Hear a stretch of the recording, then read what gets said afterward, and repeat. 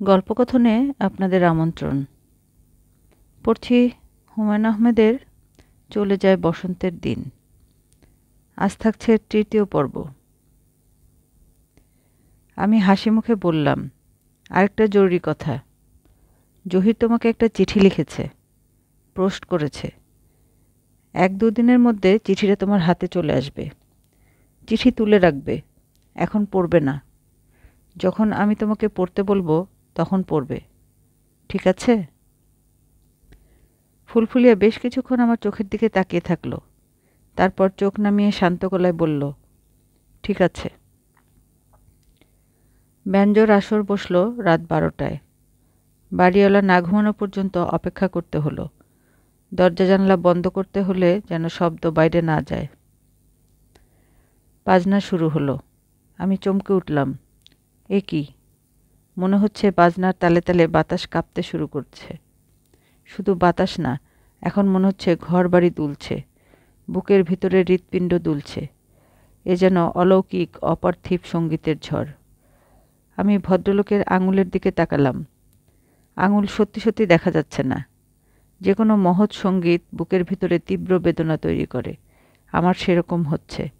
বুক টনটন করছে। একসময় বাজনা থামল। আমি ভদ্রলোকের দিকে তাকিয়ে বললাম, দেখি আপনার পাটা একটু এগিয়ে দিন তো। আপনার পায়ের ধুলা কপালে মাখব। আমি হাত বাড়িয়ে দিতেই ভদ্রলোক 2 হাতে আমার হাত ঝাপটে ধরে তার বুকে লাগালেন এবং ব্যাকুল হয়ে শিশুদের মতো শব্দ করে কাঁদতে লাগলেন। ওপাশ থেকে যে টেলিফোন ধরেছে তার গলা আমি চিনতে পারছি না। প্রচুর চিৎকার চেঁচামেচির পর গলা ভেঙে গেলে যে আওয়াজ বের হয় সেরকম আওয়াজ হচ্ছে। গলাটা পুরুষের না মহিলার তাও বুঝতে পারছি না। আন্দাজের উপরে বললাম, মাজেদা খালা? তোমার গলা ভেঙে তো টুকরা টুকরা হয়ে চারদিকে ছড়িয়ে পড়েছে। ফাজলামি করবি না। ঘটনা কি? জানি না ঘটনা কি। তুই কোথায়? এই মুহূর্তে আমি একটা টেলিফোনের দোকানে। মেস ছেড়ে দিয়েছিস? হ্যাঁ। খালু সাহেব জহিরের সঙ্গে যোগাযোগ করিয়ে দেবার জন্য 24 ঘন্টা সময় দিয়েছিলেন। 24 ঘন্টায় কিছু করতে পারিনি। কাজেই ভাবলাম পালিয়ে যাওয়াই ভালো। পালিয়াতি সজীবিত। আমার সঙ্গে সংস্কৃত কপচাবি না। তোর নামে পুলিশের ওয়ারেন্ট বের হয়েছে। বলো কি? তোর খালু খুবই রেগেছে। তার বন্ধু স্বরাষ্ট্র মন্ত্রণালয়ের সচিব। সে তাকে বলে এই কাজটা করিয়েছে। চার্জ কি? আমি অপরাধটা কি করেছি? জানি না চার্জ কি। তুই পালিয়ে থাক, সেটাই ভালো। এদিকে তোর খালুকে ঠান্ডা করার চেষ্টা আমি চালিয়ে যাচ্ছি। আমাকে জেলে না ঢোকানো পর্যন্ত খালু ঠান্ডা হবেন বলে মনে হচ্ছে না। আমার উপর তার অনেক দিনের রাগ। প্রাচীনকাল হলে দ্বন্দ্বযুদ্ধে আহ্বান করতেন। একালে তো আর এটা সম্ভব না। এখন আসল কথা বলো। জহিরের সঙ্গে তোমার যোগাযোগ হয়েছে? হয়েছে। তেঁতুলিয়া রওনা হবার আগে টেলিফোন করেছিল। তেঁতুলিয়া রওনা হয়ে গেছে? তেঁতুলিয়া থানার ওসি সাহেবের কাছে জহিরের ছবি দিয়ে লোক পাঠানো হয়েছে। জহিরকে দেখলেই সে অ্যারেস্ট করবে। আচ্ছা হিমু, শোন। তোর খালু সাহেব বলছিল তুই নাকি জহিরকে বুদ্ধি দিয়েছিস তেঁতুলিয়া থেকে সে যেন ন্যাংটা হয়ে হাঁটা ধরে। এমন ভয়ঙ্কর পরামর্শ তুই কিভাবে দিলি? তোর খালু যে তোকে জেলে ঢুকাতে চায়, শুধু শুধু তো ঢুকাতে চায় না। আমার নিজেরও ধারণা তোকে অন্তত কিছুদিনের জন্য হলেও সোসাইটি থেকে দূরে রাখা উচিত। তুই উপদ্রবের মতো। খালা, তোমার ভাঙা গলা ঠিক হয়ে যাচ্ছে। এখন পরিষ্কার আওয়াজ আসছে। হিমু, তুই কথা ঘোরানোর চেষ্টা করছিস। আমার গলা আগে যেমন ছিল এখনও সেরকমই আছে। তাহলে মনে হয় ফ্যাসফ্যাসে গলা শুনে আমি অভ্যস্ত হয়ে গেছি। যাই হোক, আগে কাজের কথা সেরে নেই। তোর আবার কাজের কথা কি? কাজের কথা তো বেকারদেরই জিনিস। যারা বেকার না তাদের হলো কাজ। কাজের কথা বলে তাদের আলাদা কিছু নেই। কথা পেঁচাবি না। আমার খুবই বিরক্তি লাগে। কি বলতে চাচ্ছিস বল। ওস্তাদ শমশেরউদ্দিন খাঁ সাহেব তোমাকে সালাম জানিয়েছেন। কে? ওস্তাদ শমশেরউদ্দিন খাঁ, উপমহাদেশের প্রখ্যাত ব্যঞ্জবাদক, ব্যঞ্জজগতের রাজা। তাকে আমরা আদর করে ব্যঞ্জরাজও বলতে পারি। কি বলছিস তুই আবোল তাবোল? ব্যঞ্জরাজ ওস্তাদ শমশেরউদ্দিন খাঁ সাহেবকে অনেক বুঝিয়ে সুঝিয়ে তোমার সঙ্গে চা খেতে রাজি করিয়েছি। তিনি অটোগ্রাফ দেবেন এবং ছবিও তুলতে দেবেন। তবে জাস্ট একবার। তুমি পুরো একরোল ছবি তাকে নিয়ে তুলবে তা হবে না। ওনার এত ধৈর্য নেই। খুবই খিটখিটে স্বভাবের মানুষ। খালা, আমি তোমার ভাগ্য দেখে রীতিমতো ঈর্ষান্বিত। ভেজার ভেজার না করে আসল ঘটনা বল। খুবই বিরক্ত লাগছে। ওস্তাদ শমশেরউদ্দিন খাঁকে একটু আগে না বললাম এই উপমহাদেশের জীবন্ত ব্যঞ্জ কিংবদন্তি। আমার সঙ্গে তার কি? তার নামও কোনোদিন শুনিনি, চোখেও দেখিনি। তার নাম না শুনলেও অবশ্যই তাকে দেখেছ। তার সঙ্গে তোমার দেখা হয়েছে। কোথায় দেখা হয়েছে? ভূমিকম্পের রাত। উনি তোমার মশারির ভিতর ঘাপটি মেরে বসেছিলেন। মনে করে দেখো। টাক মাথা বুড়ো। জি, মাস্টার্স ভয়েসের কুকুরের মতো বসন্তে মানা বসা। কি বলছিস হাবিজাবি? তোর কি মাথা পুরোপুরি খারাপ হয়ে গেছে? তুমি ভুলে গেছো ভূমিকম্পের রাতে তোমার খাটের উপর মশারি ফেলে ঘাপটি মেরে এক বুড়া বসেছিল না? উনি ওস্তাদ শমশেরউদ্দিন খাঁ। ব্যঞ্জজগতে অপবিত্র অবস্থায় তার নাম নেয়া পর্যন্ত নিষেধ। হিমু শোন, ওই রাতে ভয়ে আর টেনশনে মাথা ছিল এলোমেলো। চোখে ধান্দার মতো লেগেছে। ধান্দা ফান্দা কিছু না, যা দেখেছ ঠিকই দেখেছ। বুড়োর মাথায় কোনো চুল ছিল না, মাথা ভর্তি টাক, ঠিক না? তা ঠিক। গায়ের রং দুধে আলতায়। মনে পড়ছে না। মনে করে দেখো। হ্যাঁ, ফর্সাই। পায়ের পাতা দেখা যাচ্ছিল। ফর্সা পা, লম্বা, বাঁশপাতের মতো লম্বা। পয়েন্টে পয়েন্টে মিলে যাচ্ছে। তুমি মহাভাগ্যবতী। খাঁ সাহেবকেই দেখেছ। ওনাকে কেন দেখব? ওনাকে কেন দেখব তা তো বলতে পারছি না। কোনো একটা খেলা হচ্ছে। তুমি এবং খাঁ সাহেব তোমরা দুজনেই খেলার পুতুল। হিমু, তোর কথাবার্তা শুনে কেমন যেন লাগছে। ওনাকে কিছু জিজ্ঞেস করতে চাও? কি জিজ্ঞেস করব? কঠিন গলায় চার্জ করতে পারো। জিজ্ঞেস করতে পারো ভূমিকম্পের রাতে আপনি কি মনে করে আমার শোবার ঘরে খাটে বসেছিলেন? দেখি বেটা কি বলে। ওস্তাদ হোক আর যাই হোক, এত সহজে তো আমরা তাকে ছাড়ব না। তুই এমনভাবে বলছিস যেন ঘটনাটা সত্য ঘটেছে। অবশ্যই ঘটেছে। আর না ঘটলেও সুষ্ঠু তদন্ত হওয়া দরকার না? আসামি যখন হাতের কাছে আছে। আসামি বলছিস কেন? উনি নিশ্চয়ই জানেন না উনি আমার খাটে বসেছিলেন। তদন্ত কমিশনে এইসব প্রশ্নই জিজ্ঞেস করা হবে। নিতান্ত অপরিচিত একজন মানুষকে এ ধরনের প্রশ্ন করবি কিভাবে? অপরিচিত মানুষকে আগে পরিচিত করে নেব। বাসায় ডেকে একদিন চা খাওয়াবো। বাসায় ডাকতে উপলক্ষ লাগবে না? উপলক্ষ একটা কিছু তৈরি করব। ওনাকে বলবো মাজেদা সঙ্গীত বিতানের ডিরেক্টর মিসেস মাজেদা আপনার সঙ্গে একটু কথা বলতে চান। উনি খুবই খুশি হবেন যদি আপনি তার সঙ্গে এক কাপ চা খান। মাজেদা সঙ্গীত বিতানটা কি? এটা একটা সিডি কোম্পানি। এরা প্রতিভাবান সঙ্গীত শিল্পীদের সঙ্গীত সংগ্রহ করে, দেশে বিদেশে প্রচার করে। এই একাডেমি শুদ্ধ সঙ্গীতের প্রচার চায়। একটা লোককে মিথ্যে কথা বলে নিয়ে আসবি? সত্য উদ্ঘাটনের জন্য আমাদের মিথ্যার ভিতর দিয়ে যেতে হবে। উপায় কি? ওনাকে বলবো মাজেদা সঙ্গীত একাডেমি আপনার একটা সিডি প্রকাশ করতে চায়। চা খেতে খেতে টার্মস অ্যান্ড কন্ডিশন নিয়ে একাডেমির ডিরেক্টর মিসেস মাজেদা কথা বলবেন। তারপর উনি যখন দেখবেন সবই ভুয়া, তখন কি হবে? সবই ভুয়া হবে কেন? প্রয়োজনে আমরা ওনার একটা সিডি বের করব। কত টাকা আর লাগবে? খালু সাহেব তো বিপুল টাকা কামাচ্ছেন।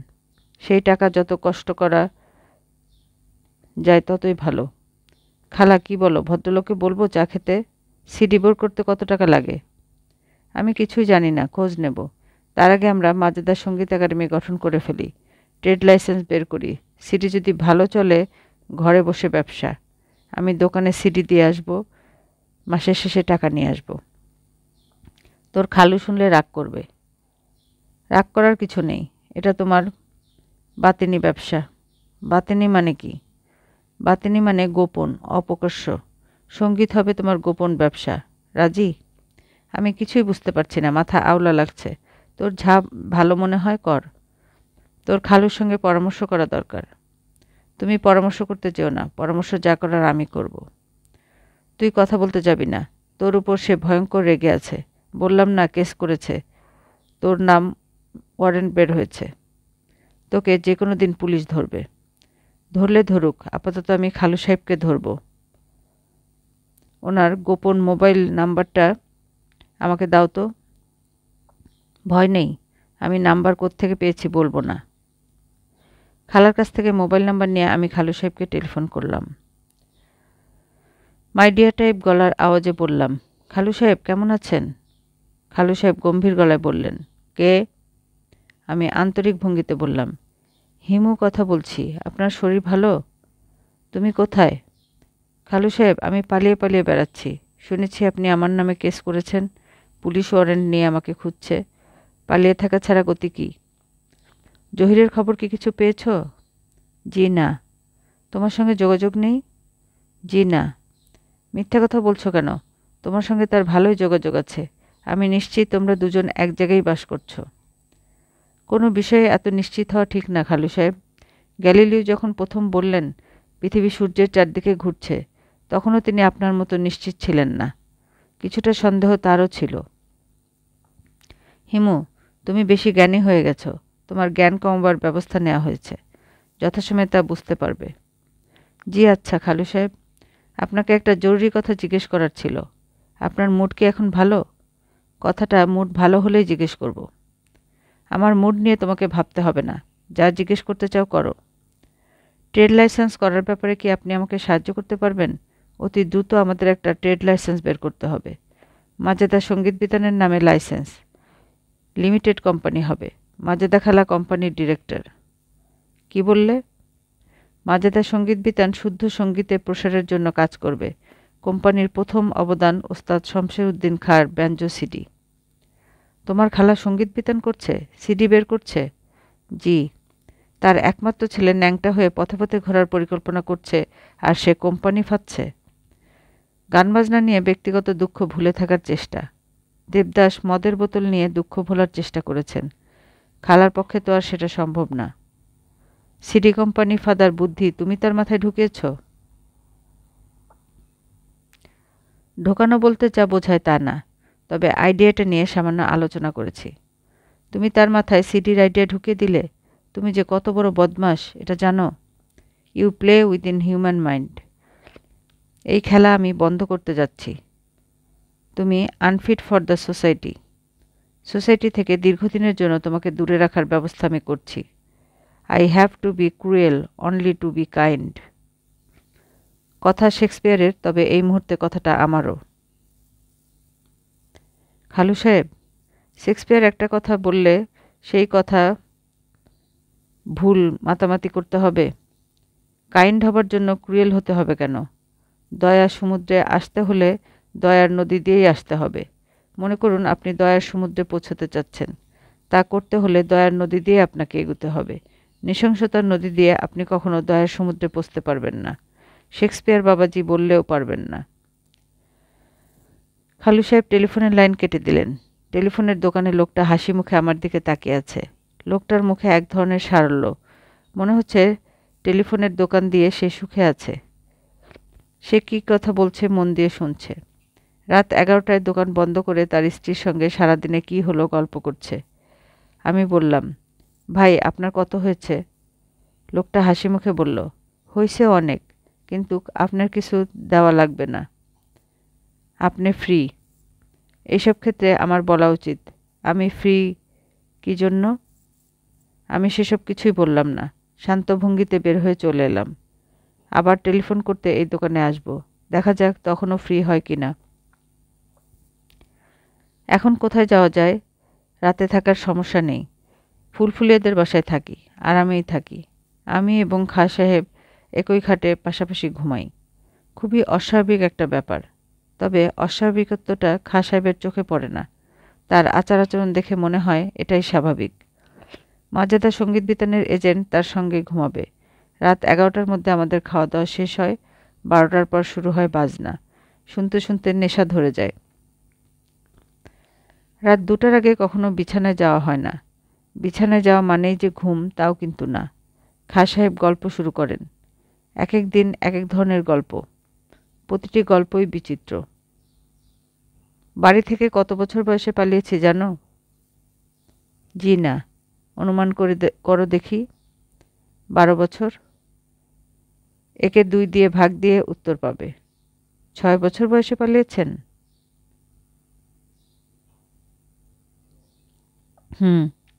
ক্লাস 2তে পড়ি। স্কুল থেকে বাড়ি ফিরছি। ঝেকুর গাছের কাছে এসে উষ্টা খেয়ে মাটিতে পড়ে গেলাম। উঠে দেখি হাতের স্লেট ভেঙে গেছে। মাথায় চক্কর দিয়ে উঠল। ঘরে সৎমা।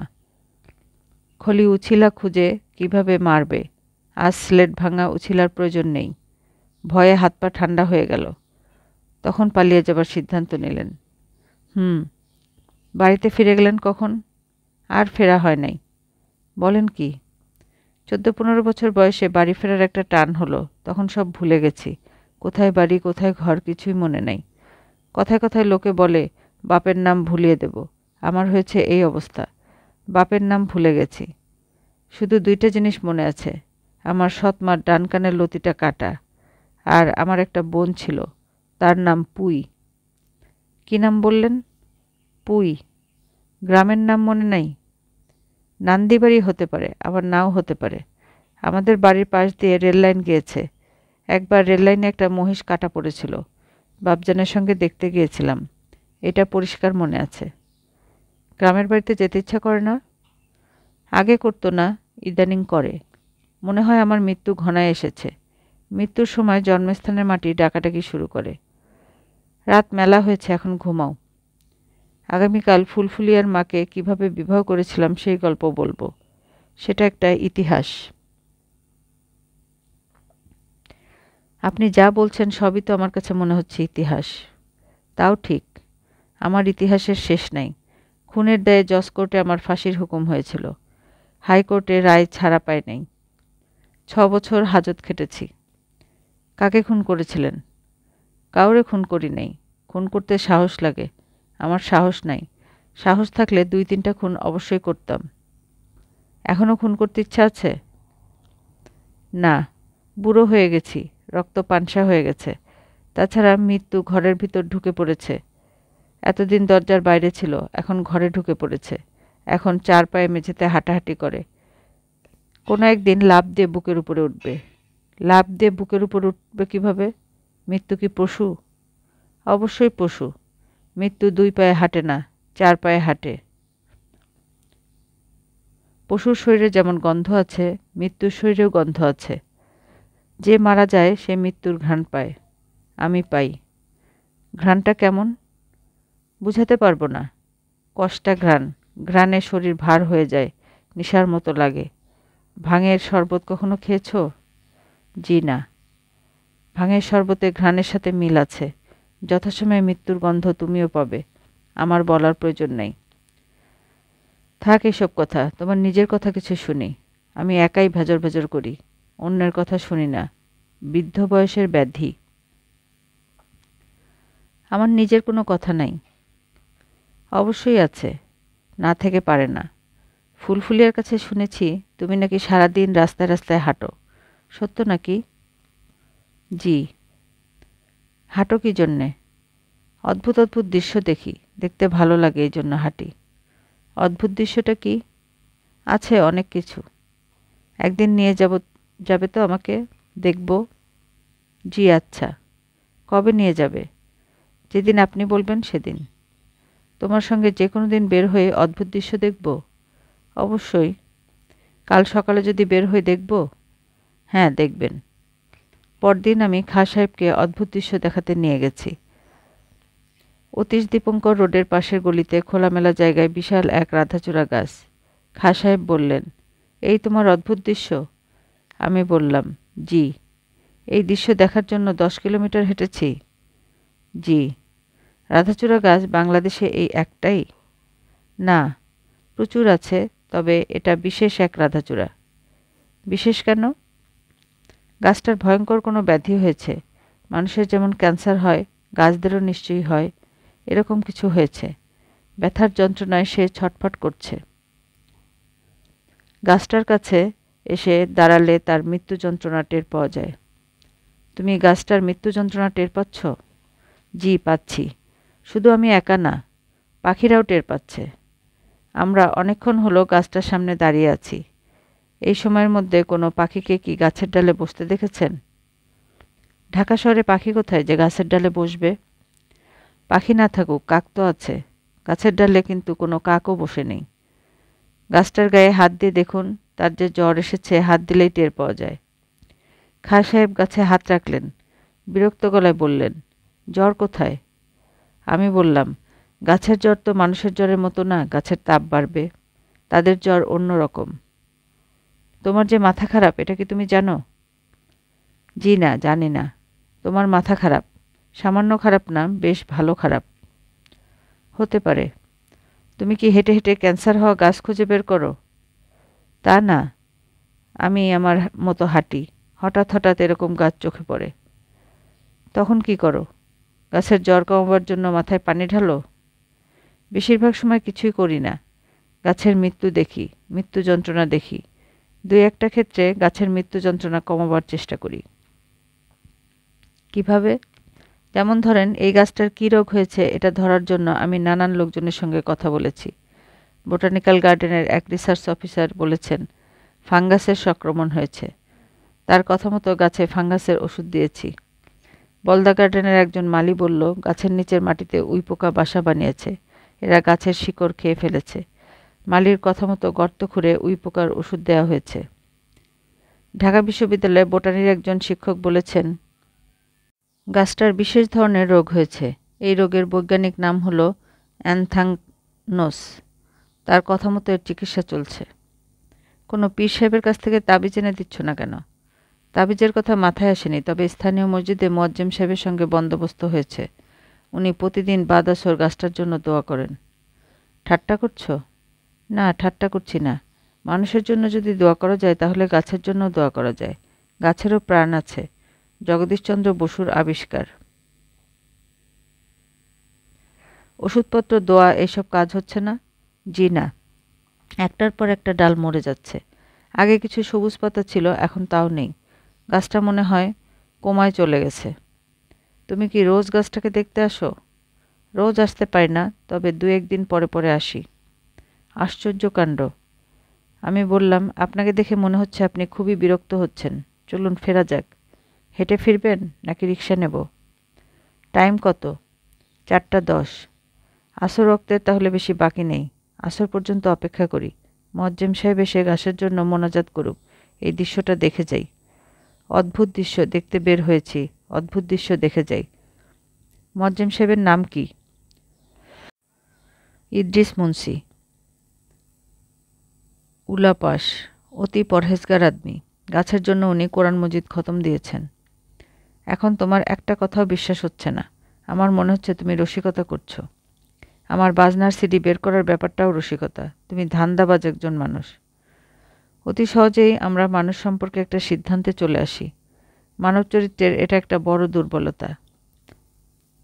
একটা মানুষ সম্পর্কে আমরা সিদ্ধান্ত নেব তার মৃত্যুর 12 বছর পরে। মৃত্যুর পরপর কোনো মানুষ সম্পর্কে সিদ্ধান্ত নেওয়া যায় না। মৃত্যুর কারণে লোকটার প্রতি মমতা চলে আসে। 12 বছর পার হওয়ার পর সিদ্ধান্ত নেওয়া যায়। তখন সিদ্ধান্ত নিয়ে লাভ কী? আগেই বা সিদ্ধান্ত নিয়ে লাভ কী? তোমার তর্ক ভালো লাগছে না। চা খাবেন? আসুন চা খাই। চা খেতে খেতে ইদ্রিস সাহেবের জন্য অপেক্ষা করি। সময় কাটাতে হবে।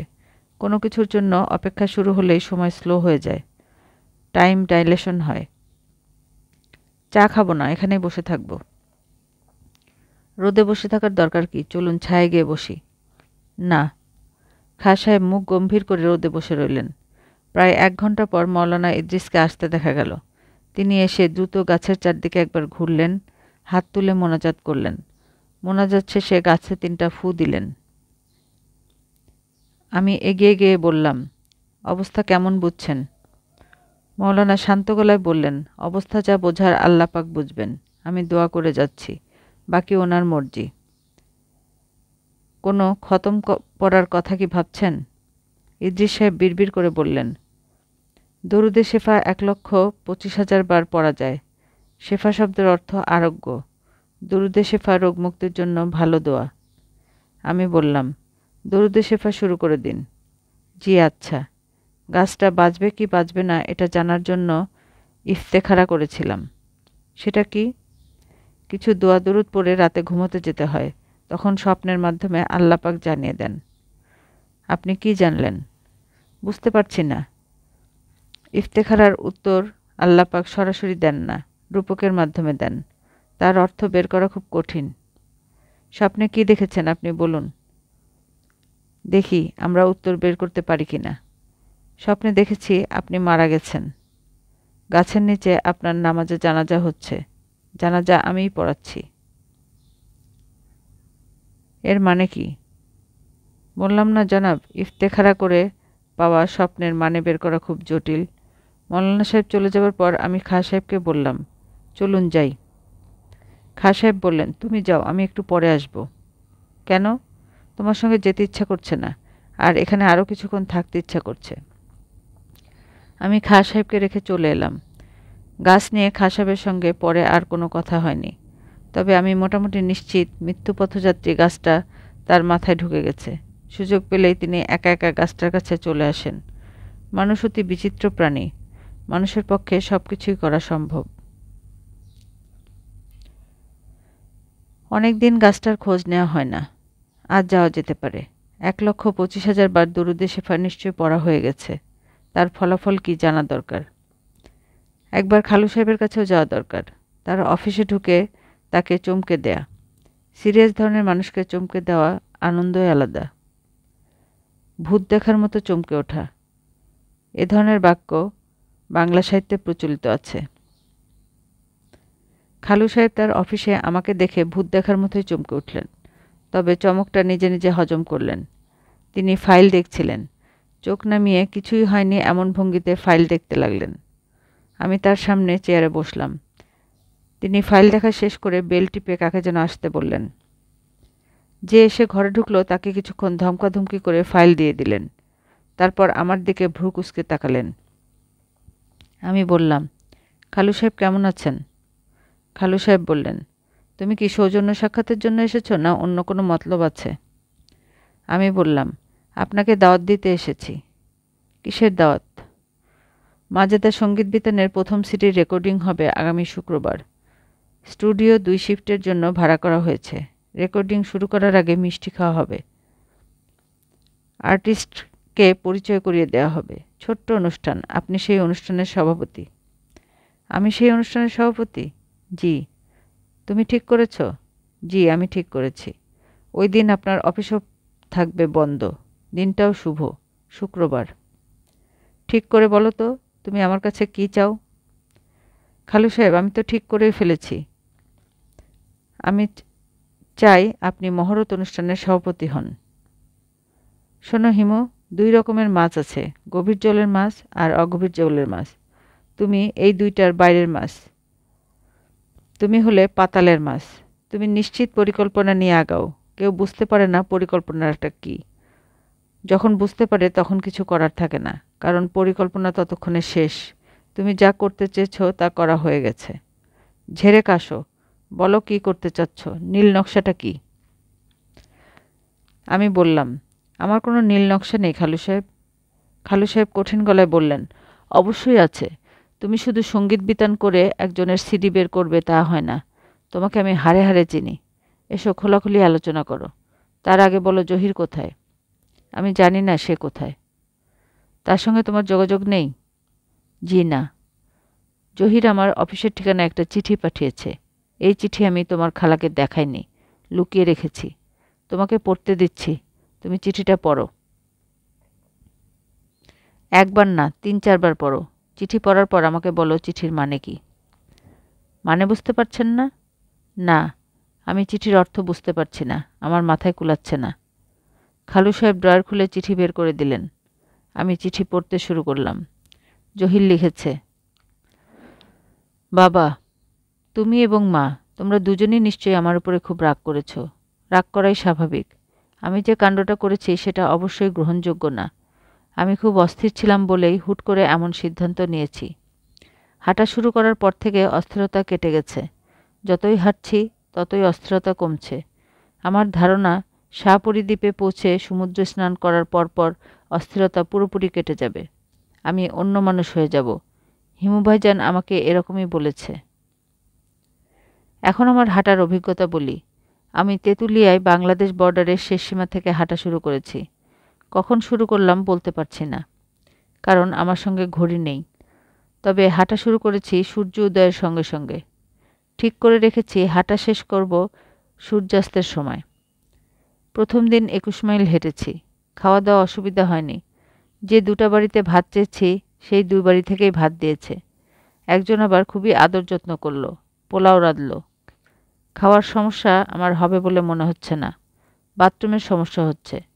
জঙ্গলে বাথরুম সারা বেশ ঝামেলার ব্যাপার। সবচেয়ে বড় সমস্যা মুখ ভর্তি দাড়ি হওয়ায় সারাক্ষণ মুখ কুটকুট করছে। আরেকটা সমস্যা হলো পায়ে ফোস্কা পড়ে গেছে। কেটসের জুতা মোজা কেনা হয়নি, মনে হয় টাইট হয়েছিল। জুতা ফেলে দিয়ে এখন খালি পায়ে হাঁটছি। খালি পায়ে হাঁটার জন্য স্পিড একটু কমে গেছে। দুপুরে মাটি তেতে আছে, তার উপর দিয়ে হাঁটাই মুশকিল। হাঁটা শুরুর 50 দিনের দিন খুবই আশ্চর্য ঘটনা ঘটেছে। আশ্চর্যজনক এবং অবিশ্বাস্য। তবে এরকম কিছু যে ঘটবে তা আমি জানতাম এবং ঘটনাটার জন্য মনে প্রাণে প্রস্তুত ছিলাম। তোমাকে টেনশনে না রেখে ঘটনাটা বলি।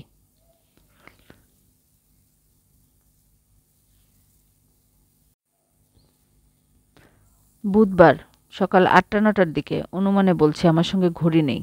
হাঁটা শুরু করলাম। সদর রাস্তায় পা দিয়ে দেখি হিমু ভাইজান। আমাকে দেখেই বলল, কিরে, তুই এত বেলা করে হাঁটা শুরু করছিস কেন? আমি হিমু ভাইজানকে দেখে খুবই অবাক হলাম, কিন্তু ভাব করলাম যেন মোটেই অবাক হইনি। হিমু ভাইজান সবাইকে অবাক করতে চায়। কেউ অবাক না হলে মনে দুঃখ পায়। হিমু ভাইজানের সঙ্গে রহস্য করতে আমার খুবই মজা লাগে। হিমু ভাইজানকে দেখে আমার প্রথম প্রশ্ন করা উচিত ছিল, তুমি কোত্থেকে এলে? আমি যে এখানে আছি তুমি কিভাবে জানলে? আমি কোনো রকম প্রশ্ন না করে হাঁটা শুরু করলাম। দুপুর পর্যন্ত হাঁটলাম। একা একা হাঁটা খুবই বোরিং ব্যাপার।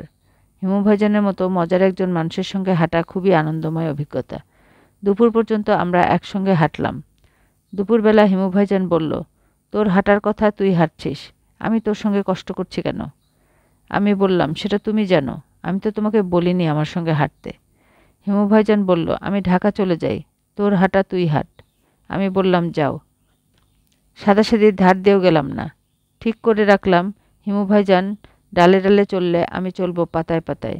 হিমু ভাইজান পাতায় পাতায় চললে আমি চলবো শিরায় শিরায়। যাই হোক, হিমু ভাইজান দুপুরবেলা চলে গেল। তবে আমি নিশ্চিত সে বেশি দূর যায়নি। বাসে করে খানিকটা এগিয়ে রইল। আবার পথে দেখা হবে। এরকম করতে করতে সে আমার সঙ্গে শাহপরী দ্বীপ পর্যন্ত যাবে। এই দুনিয়াতে কত অদ্ভুত মানুষই না হয়। বাবা, তুমি ভালো থেকো, আমাকে নিয়ে বেশি চিন্তা করবে না। সমুদ্রে ডুব দেওয়ার পর অবশ্যই আমি ভালো মানুষ হয়ে যাব। আমার মনের সব গ্লানি, ক্লেদ, যন্ত্রণা সমুদ্রের নোনা জলে রেখে আসব। মাকে আলাদা চিঠি দিলাম না, এই চিঠিটাই তাকে পড়তে দিও। ইতি, ভবঘুরে জহির। খালু সাহেব বললেন, চিঠি শেষ করেছ? আমি বললাম, জি। তুমি কি গিয়েছিলে জহিরের কাছে? জি না। তাহলে ঘটনাটা কি? জহির কি পাগল হয়ে গেছে? এখনো হয়নি, তবে হব হব করছে। তোমার পরিকল্পনাটা তো এই ছিল, ছেলেটাকে পাগল বানিয়ে দেয়া।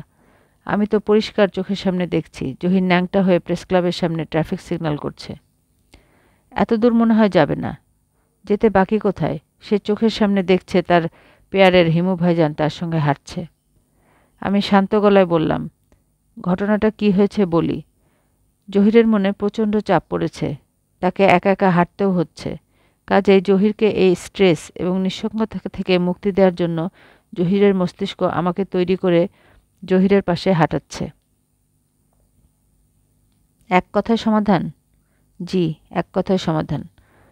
খালু সাহেব, কফি খেতে ইচ্ছা করছে। অনেক দিন আগে আপনার অফিসে কফি খেয়েছিলাম, স্বাদটা এখনও মুখে লেগে আছে।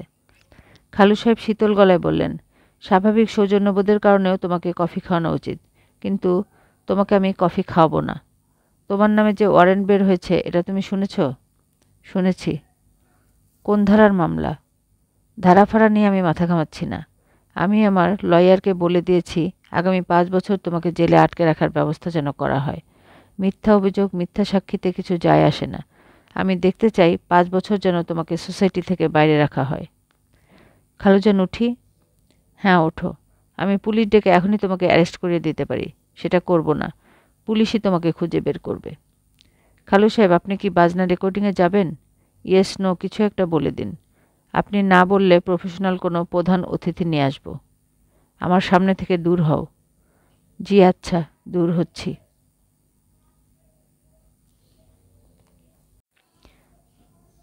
জেলে ঢোকার আগে করণীয় কাজকর্মের লিস্ট মনে মনে করে ফেললাম। খাঁ সাহেবের গানের সিডি, খালার সঙ্গে ভুজুং ভুজুং টাকা আদায় পর্ব, রাধাচূড়া গার্লসের সঙ্গে শেষ দেখা, সেটা আজই হতে পারে। জহিরের সঙ্গে কথা বলা, মনে হচ্ছে সেটা সম্ভব হবে না। জহিরের মিশন শেষ হতে 3 মাস লাগবে। 3 মাস সময় আমার হাতে নেই। ফুলফুলিয়া, ফুলফুলিয়ার বিষয়ে কিছুই মাথায় আসছে না, কিন্তু নামটা লিখে রাখা দরকার। খাঁ সাহেবের গানের সিডি, সব ব্যবস্থা করা আছে, শুধু টাকার জোগাড় হয়নি এবং সিডির কভার ডিজাইন বাকি আছে। কভার ডিজাইনের জন্য ধ্রুবয়েশকে ধরতে হবে। কী কারণে যেন সে পালিয়ে বেড়াচ্ছে। যে ফ্ল্যাট বাড়িতে থাকে তার দরজায় A4 সাইজের একটা কাগজ, সেখানে একটা উড়ন্ত কাকের ছবি, তার নিচে ধ্রুবের হাতের লেখা, পাখি উড়ে গেছে। আমাকে যা করতে হবে তা হলো এই কাগজ ফেলে দিয়ে অন্য একটা কাগজ সারতে হবে। সেই কাগজে লেখা থাকবে, পাখি ফিরে এসো। ধ্রুব হয়তো জানে না যে পাখি উড়ে যায় তাকে ফিরে আসতে হয়। খাঁচায় বন্দি পাখির উড়ে যাওয়া এবং ফিরে আসার ব্যাপার থাকে না, তার শুধুই অবস্থান।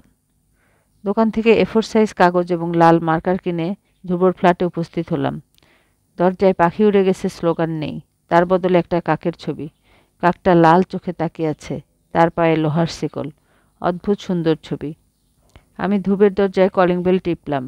ভেতর থেকে ধ্রুব ঘুম ভাঙা গলায় বলল, কে? আমি হিমু। আমার ব্যাঞ্জোর কভার কোথায়? টাকা এনেছেন? না। টাকা আনেননি কেন? এখনও জোগাড় করতে পারিনি। জোগাড় হবে? বুঝতে পারছি না। আমার দরজায় যে শিকল পরা কাকের ছবি আছে ওইটা নিয়ে যান।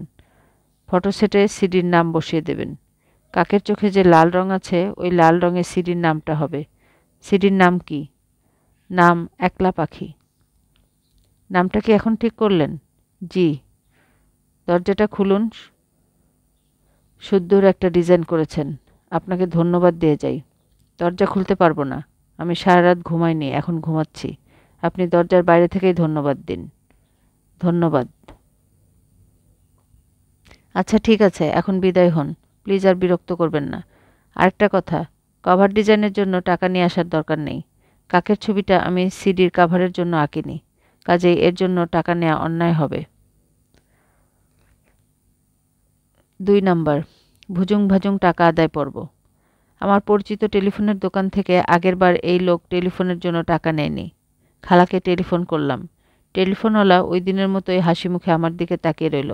মনে হচ্ছে এই লোক আজও টাকা নেবে না। সালাম আলাইকুম। খালা, আমি হিমু।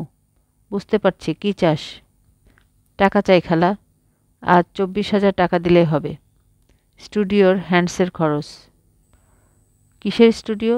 কিসের হ্যান্ডস? আমাদের সিডি বের হবে, শুক্রবারে রেকর্ডিং। প্রধান অতিথিকে দাওয়াত দেওয়া হয়ে গেছে।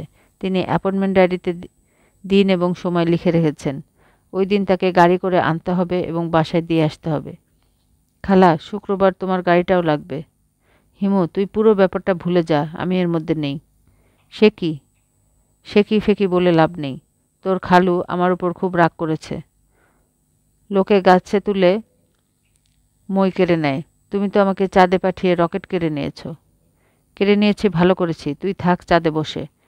আমার ছেলের কোনো খোঁজ নেই আর আমি খুলব সিডি কোম্পানি। এইগুলো তো তোমার কথা না, খালু সাহেবের কথা।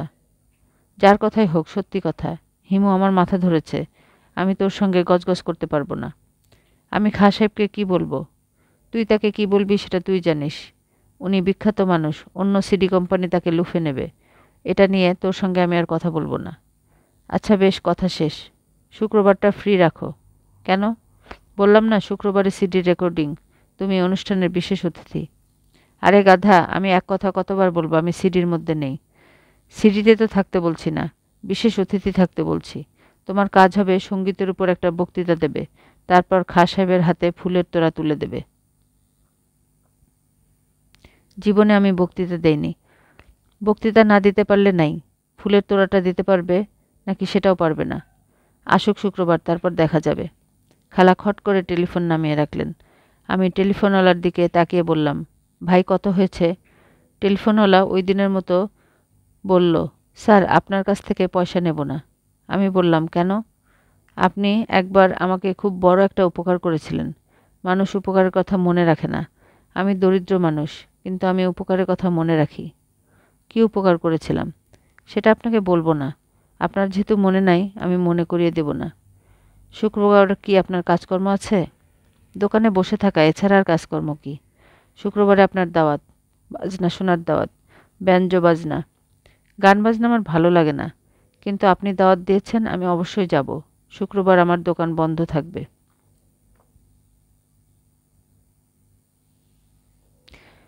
আজকের পর্বের এখানেই সমাপ্তি। গল্প শুনতে ভালো লাগলে সাবস্ক্রাইব করে পাশেই থাকুন। আর সবার গল্প শোনার আগ্রহ তৈরি করার জন্য শেয়ার করতে পারেন। ভালো থাকুন, সুস্থ থাকুন। আল্লাহ হাফেজ।